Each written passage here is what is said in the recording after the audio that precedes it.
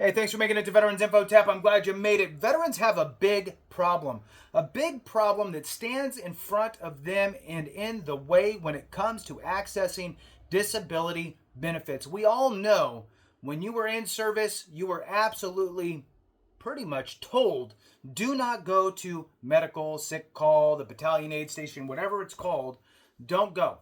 Suck it up, deal with it, rub dirt on it, drink some water, change your socks, whatever it is. Here's some Motrin, right?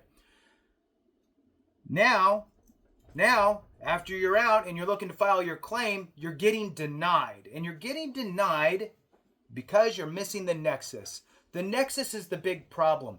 I have now partnered up with a team that can help resolve that. And I have negotiated essentially free consultations for you with regard to this. The link will be in the description and it'll be in the comments. So check them out and get that free information. Information's free. Get the free information, then make an educated decision, right? Here's the thing. Your VA claim is the potential of $1 million deal, right? When you consider the monthly payouts, the fact that it's not taxed, the amount of life that you have left in you, and medical, right, from the VA. All of these things have a tangible dollar figure attached to it. So it's a big deal. So as you're moving forward, you need to really put one foot in front of the other and go for it. So when it comes to your VA disability compensation, I want you to think of a couple things here. One, we have to tell the story of what's going on, right? You need to explain, especially for these situations where you have no in-service hard evidence that your condition manifested or as a result of your time in service. This is a really important key because when you look at what is really needed for a successful claim with the VA, it kind of boils down to three things, right? One, time in service, that gives you that window of opportunity. Two is a diagnosed condition, great. Three is the link between the two, the nexus, the link between your time in service and your diagnosed condition. The VA is essentially saying here, prove to us that your condition manifested during service or is a result of your service in some way, right? Were you sniffing jet fuel? Did you have mortars going off next to your head, all day long, hundreds of them? What sort of effects did that maybe cause, right? So you need to prove that somehow. You saying that it happened doesn't mean anything to the VA. You need a medical provider to do it. You have choices. You can ask your VA provider. They're probably going to say no, and it's a nightmare. You can ask a private provider out there, your regular, doctor that you see. They may or may not want to, and if they do, it may or may not be good. Okay? Remember that your primary doctor maybe doesn't know that much about VA stuff. They don't understand the schedule of ratings. They don't know any of that. So when you ask them to do a Nexus letter for you, they might not even know what you're talking about, so you have to explain and teach them. They're not going to know what you need in it, so you're going to have to teach them. They're not going to understand the ramifications based on what they say versus the rating schedule, so you're going to have to teach them. And whatever you get back is what you get back. Now, that's working on your service connection. Then you're also thinking about, well, I need to make sure I get the appropriate rating. Well, this is really where the DBQ comes into play. But the DBQ is a blank form. You give that to your doctor, they may or may not complete it correctly. And if they don't, you could get a lower rating. So you need to educate them, teach them, show them the schedule of ratings, and explain to them how this thing works. Now the question is are they going to get it right or not? Are they going to want to do it or not? Here's another option.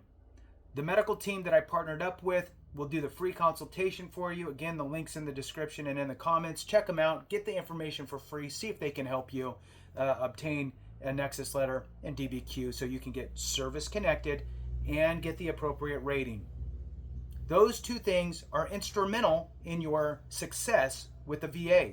So take the time to have that conversation and see if it's going to help you. This hurdle of the inability to prove your Nexus, I think personally, is shrinking, if you will. Why? Because of the Supreme Court taking on that new case. The one from Bufkin is the kind of the main name. So Bufkin versus McDonough, Secretary of the VA, regarding the VA's, I guess, negligence when it comes to applying the benefit of the doubt rule. What does that really mean? The benefit of the doubt rule is going to be so instrumental here. If you were denied in the past because you didn't quite have enough evidence, I would really look to consider dusting off that claim, having a conversation with this group, go through the link provided, takes you right there for the free consultation. You can set it up and go through it. Go through it with them, see what they say, because if you can bring your evidence close to equipoise or equipose, right, equal on both sides, the VA is supposed to rule in your favor. Now, this extra spotlight coming in from the Supreme Court taking this case on, I believe is having some collateral effects, okay? The U.S. Court of Appeals for Veterans Claims is basically being questioned now, right? They are undoubtedly going to start weighing the benefit of the doubt aspects of claims that they review. And if they start doing that a little more than what they did, just simply because the Supreme Court took this case on, that means that the Board of Veterans Appeals is probably going to pay a little more attention to the aspects of benefit of the doubt, ruling in the veteran's favor. Because guess what? No judge in their right mind wants their decision to be overturned. So they want to make sure that they get it right. So if you have to push something to the Board of Veterans Appeals, I believe that they are going to be a little more aware of evidence being close to equal on both sides and subsequently ruling in your favor. This is huge. Roll that back to the VA. Well, now you have maybe the leadership team at VA, maybe your senior raters and so forth.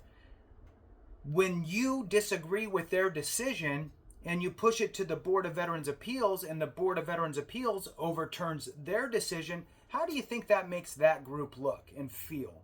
Probably not good. At least from a leadership perspective, if I ran a team of raters and I had, just for easy numbers, 100 claims go to the BVA, and out of that 100 claims, 50 of them came back approved from the BVA, Board of Veterans Appeals, I would not be happy from a leadership component. There's a training issue here somewhere.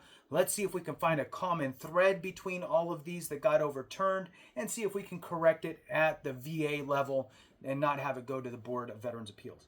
So I think all of this stuff is going to be really good for veterans to win if you prove the nexus and prove the severity through a DBQ. It's that simple.